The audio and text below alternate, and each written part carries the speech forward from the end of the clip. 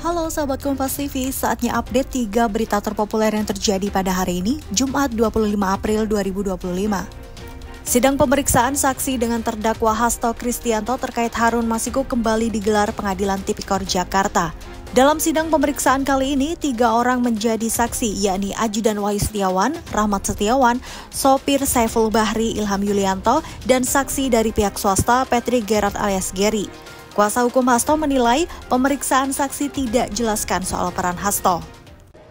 Sudah dipanggil 7 orang saksi, kami berkesimpulan bahwa saksi-saksi yang hadir adalah saksi yang membuktikan kebersalahan dari Wahyu Setiawan.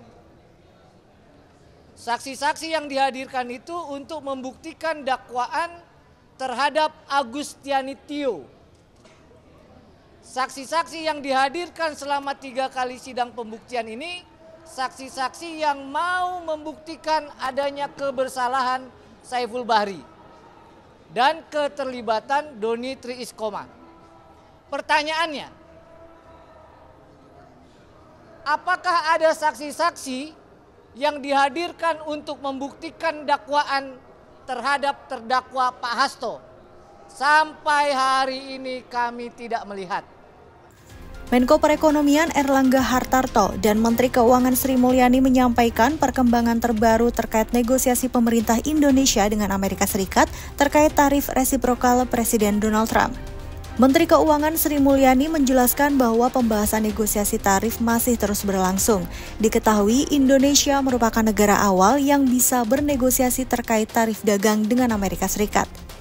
Sampaikan sebagai tambahan Pak Menko bahwa konteks antara bilateral Indonesia dan Amerika dan Indonesia seperti yang disampaikan Pak Menko mendapatkan apresiasi atas respons untuk berdialog dan untuk melakukan negosiasi. Kedua, yang dihargai adalah proposal Indonesia yang disampaikan oleh Pak Menko Perekonomian Pak Erlangga, termasuk proposal yang paling lengkap dan detail yang menggambarkan suatu kerjasama yang saling menguntungkan.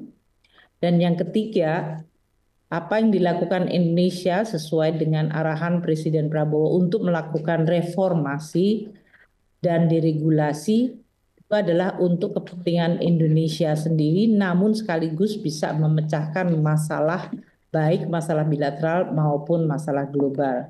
Polda Metro Jaya mengungkap motif pembunuhan pria yang jasadnya ditemukan dalam karung di Batu Ceper, Tangerang. Direskrimum Polda Metro Jaya Kombes Wirasatya menjelaskan bahwa tersangka mengaku kesal lantaran korban mengacuhkannya saat diajak mengobrol. Pelaku dan korban merupakan rekan kerja di sebuah rumah bordir di kawasan Jakarta Selatan. Tersangka membantu korban yang sedang bekerja sambil mengobrol terkait dengan pekerjaan. Namun pada saat melakukan pembicaraan atau pada saat ngobrol, tersangka merasa tersinggung karena korban merasa acuh ataupun mengacuhkan obrolan daripada tersangka.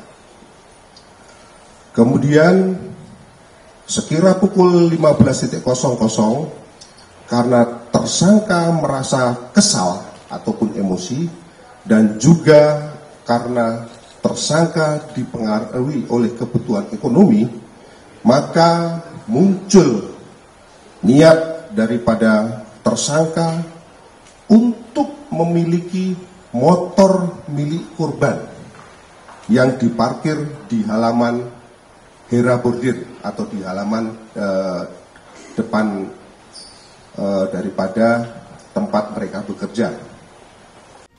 Itu dia 3 berita terpopuler yang terjadi pada hari ini. Saya Sinta Milenia, pamit undur diri dan sampai jumpa. Jangan lupa untuk like, komen, dan share, serta subscribe pada channel YouTube Kompas TV.